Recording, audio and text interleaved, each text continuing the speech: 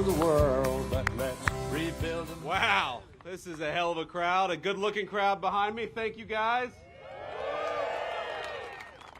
Now, the CEO told me you guys run 4 shifts at this plant, so after I talk, do you have to go back to work, or are you done for the day? You got to go back for work? Well, what if I give a 7-hour speech? Do you have to go back to work then? You give a politician a microphone, you never know exactly what's going to happen, my friends. I want to thank all of you for being here. I want to thank Lee Zeldin for the kind introduction, but most importantly, I want to thank Lee Zeldin for doing a hell of a good job at the Environmental Protection Agency, because one thing that we believe,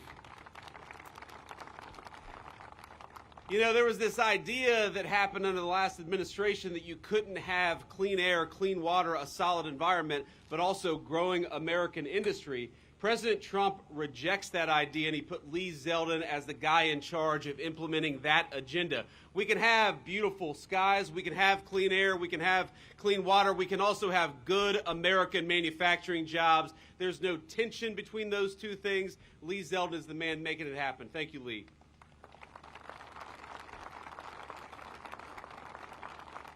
I want to thank the great Lieutenant Governor of the state of South Carolina, Yvette, LG, where are you? There you are. Thank you for being here. I want to thank Congresswoman Mace and all the state and lawmakers and other elected officials who are joining us here today. You guys have got great public officials in the state of South Carolina. We're proud of them, right? They're doing a hell of a job.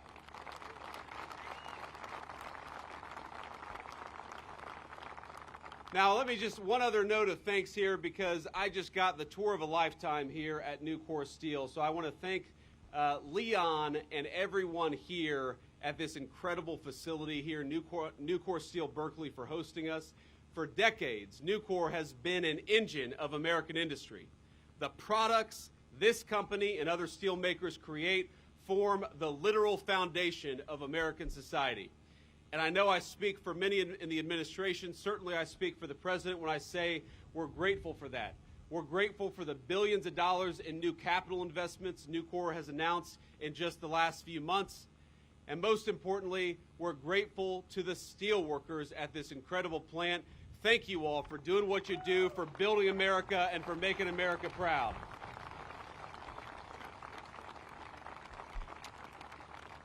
Now, I have this great speech prepared, and I'm very excited to give it, but it's very windy out here.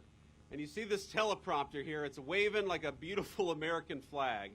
And so we'll see if I have to go off script here. It'll make it'll make the communication staff a little bit nervous, but I got to tell you, you all know the reason why I'm here. Number one, it's to celebrate the great steelworkers behind me, in front of me, but it's also to celebrate 100 days of the Trump administration. We hit the 100-day mark, and what a 100-day mark it was.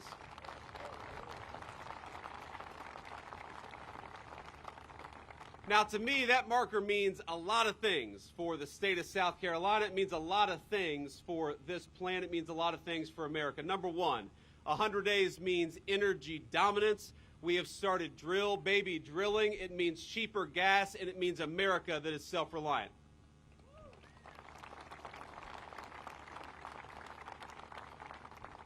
This 100 days marks a new thing in the United States of America, something we didn't have just a few short months ago: secure borders in the United States of America. I know we're all proud about that. It means safer streets and an American people once again encouraged to feel pride in our great American history and our great American values. But most importantly, 100 days under Donald Trump's leadership marks the beginning of the industrial renaissance in the United States of America. I believe that a golden age of American manufacturing started 100 days ago, and we're building it right here at Nucor Steel in South Carolina.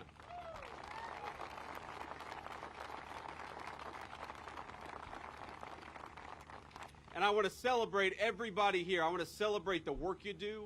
I want to celebrate the investments this business has made in the United States of America. I want to celebrate the incredible things you build for the United States. And it's funny, I got a great plant tour here, and I went to a couple of different places, and one of which they said, you know, if things start to go wrong, press the red button. And I looked over at John, and I looked at Seth, who was giving me the tour, and I said, man, I'm going to cost you guys a lot of money if the vice president comes here and screws up and doesn't press the red button when he's supposed to. And you know what the leadership of this facility told me? They said, you know what?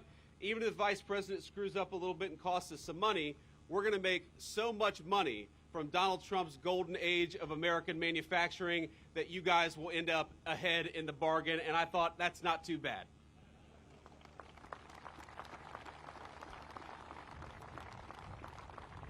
Now, a lot of you may know this is a particular meaningful stop for me as Vice President of the United States. I've actually never had a tour of a steel mill, even though my grandfather, the man who raised me, worked in the steel industry. He was, for 40 years, a welder at Armco Steel in Middletown, Ohio. Now, he was part of the Appalachian wave of migration, people who came from West Virginia, Eastern Kentucky, and East Tennessee to the rapidly growing industrial towns, which had factory jobs that promised three things for their workers: generous wages, stable hours, and a good pension. Now, in the wake of both world wars, millions of Americans traveled to towns like Middletown, Ohio, in search of the same, hoping they'd be fortunate enough to score such a role, such a good job. Now, my papaw, he was not a proud man, but he would beam when he'd talk about his work at the local Armco mill. I remember that. Driving around with Papaw, he could name the make and model of every single car made with Armco Steel. I remember that as a little boy, how much pride he had in what he did. And having met a few workers here at Nucor, I hope you all feel the exact same pride in the steel you produce and in the products that come out of it. When you see bridges you drive over, or the foundations of the buildings that our families live and work in, when you see a lawnmower, a water heater, a kitchen appliance in your neighbor's homes or in your home, I hope every single one of you, you guys and you guys in front of me, feel a sense of pride, however small, because these are the products that actually make America work. These are the products that make our citizens' lives better.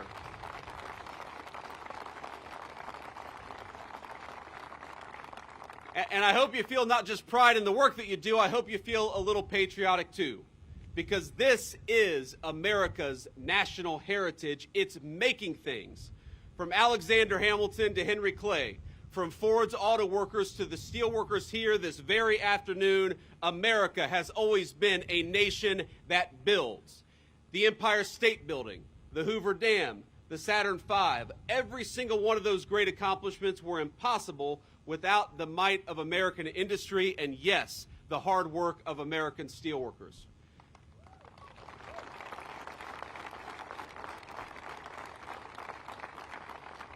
But let's be honest, for a couple decades, though, our leaders forgot about that core part of American national identity. They decided that America would no longer be a manufacturing power. Instead, we'd let the rest of the world make the necessary things that we needed for our homes and for our families.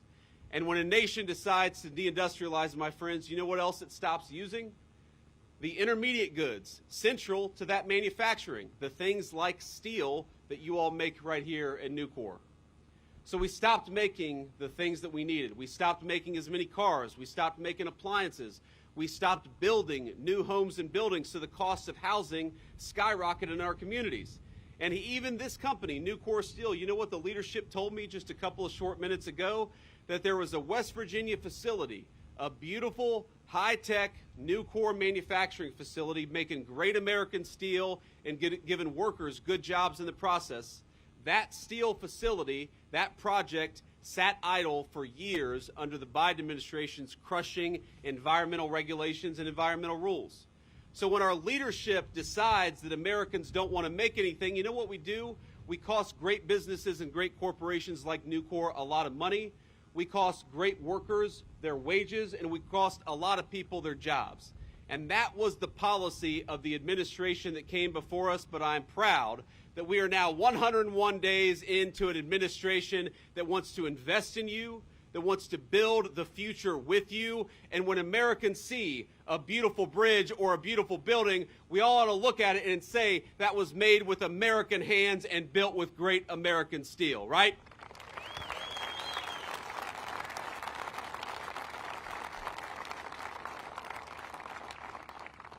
And that is exactly what the Trump administration promises to do.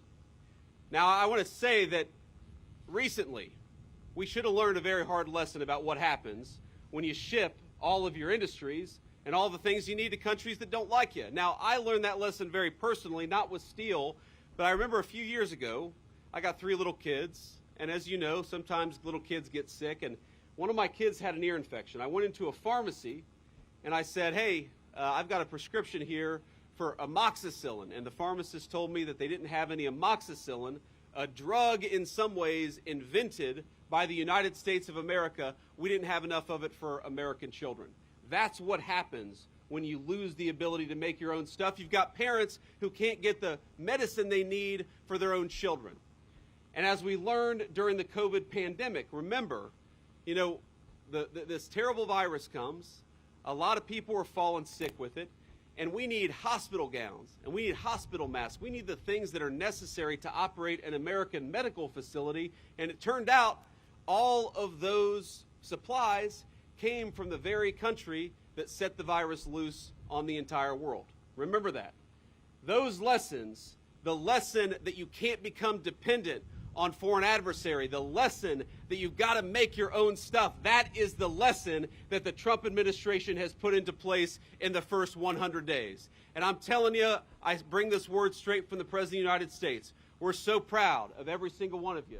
We're so proud of what you do. We're proud of the hard work you do. We're proud of the beautiful products that we make with American steel. And we are never going to allow your job to get shipped off to a country that hates us. We want to protect your jobs, and most importantly, we want to protect the great work you do right here in South Carolina and all across the United States of America.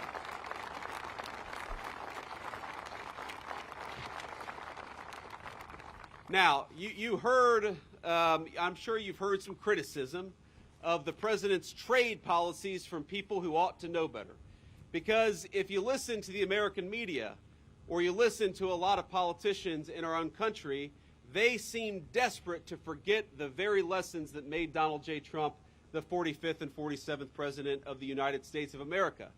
Now, they attack us when we implement trade policies that do a very simple thing, rebalance trade in favor of American workers and American businesses instead of foreign workers and foreign corporations. I've talked to people here today who talk about expanding facilities, building new steelmaking facilities because of the trade policies that Donald J. Trump has implemented.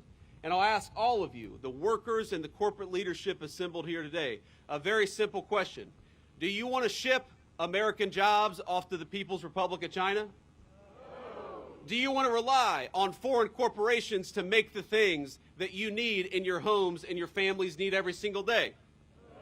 So why don't we rebuild America's middle class? Why don't we rebuild American manufacturing? And why don't we rebuild American industry just like you're doing right here? And isn't it nice to have an administration that supports you for a change?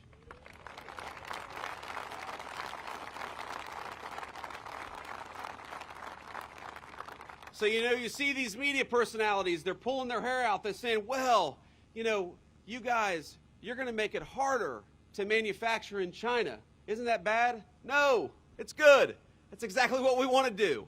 They're saying you're going to make it harder for people to bring products in from overseas and undercut the wages of American workers. Exactly. That's exactly what we want to do. They're saying you're going to make it harder for foreign corporations, but you're going to make it easier for American businesses to build great things in America. And I say that's exactly right. That's not something to be sad about. That's not something to complain about. That is something to be proud of. And thank God we've got an administration that's finally looking out for American businesses and the American workers who employ them. Ain't that right?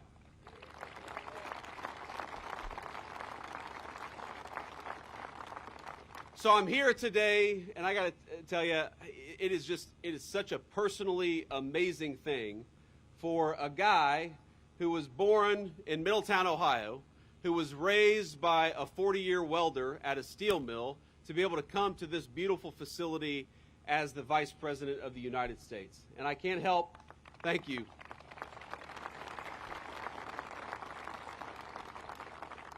I can't help but pinch myself that I get to spend the day in beautiful South Carolina with you fine people, pinch myself that I'm the Vice President of the United States, and pinch myself, of course, because I know that this country is still a place of great big American dreams.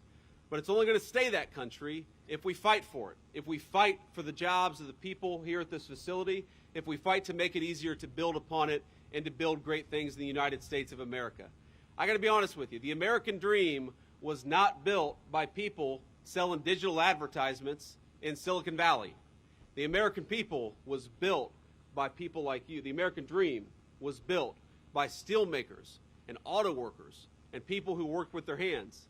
And I think another thing we got to do is we got to send a message, ladies and gentlemen. I think you all know this better than I do, but I learned a little bit today that you all don't just work with your hands, you work with your heads in amazing ways.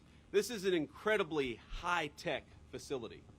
I'm sure you all are amazed at how much you can do. You got about 1,000 workers here, and they're earning great wages and doing a great job. How much those 1,000 workers can do to build the American dream of the future. It's an amazing thing. And so I think we got to send messages to our young people that the most interesting work, the work that's going to challenge your mind but also allow you to work with your hands, is found at American steel mills right here at Nucor Berkeley in South Carolina.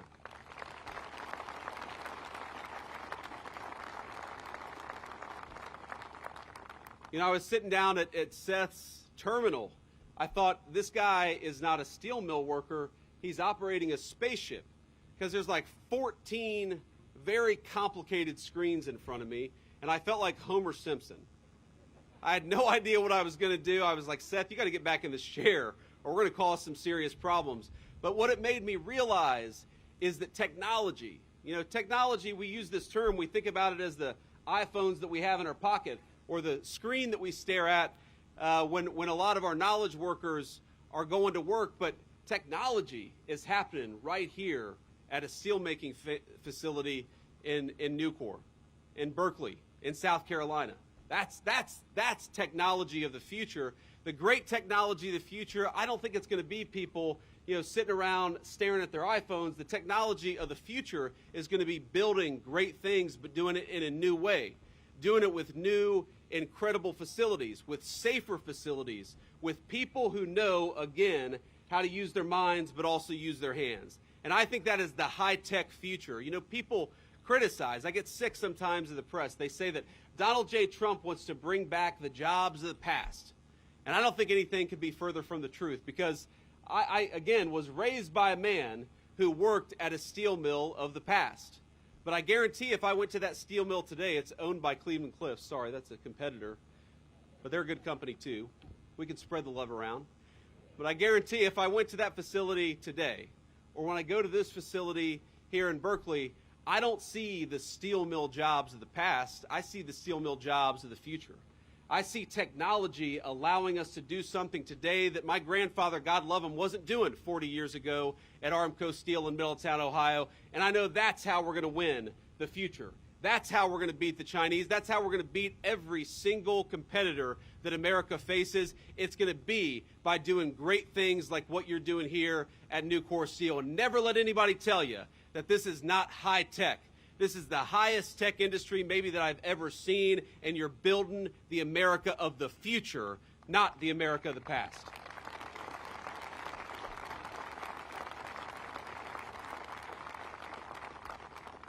So let me just close by saying, my friends, I think that the great American manufacturing comeback has begun, and the world has started to take notice. In just 100 days, the president has attracted trillions of dollars in commitments for new investment in America, including some from Nucor Steel. Just yesterday, we saw that business investment in the first quarter of the United States economy, business investment grew by 22%. That was just in a few short months. That's a big number. And we know that with all this additional investment is going to come hundreds of thousands of new, high-paying, high-quality jobs. We're going to see new jobs in artificial intelligence, in deep-water oil production, in chip fabrication, in pharmaceutical factories, research labs, supercomputing facilities, and, of course, in great American-made steel. But the idea is very simple, and the principle is even simpler, that we want to grow up in a country. We want our children to grow up in a country where the things that they need are made by their neighbors and not by foreigners who hate their guts. Where the critical components of American industry are built right here in the United States of America, not in some far-flung region of the world that we can't depend on. And where American jobs for people who are willing to work hard and play by the rules, pay a solid wage, allow you to buy a home and start a family, and where you're proud every single day, just like my grandfather was, of the things that you built with your hands, but also with your minds. I hope that you all are proud, because I am certainly proud to stand here with great American steel workers, and every single day from this day forward that I go out as Vice President of the United States, when I look at those tall skyscrapers or I look at those beautiful bridges, I'm going to remember this day and remember that you guys are building the future of this country. I'm proud of you. We're rooting for you. The President of the United States is going to make your life easier every single day. We had a good start, 100 days. But for the next 1,300 days, President Donald J. Trump and Vice President Vance, we're going to be fighting for you, fighting for your jobs, and fighting for the future that you want to build for your families. God bless you all. Thank you for having me.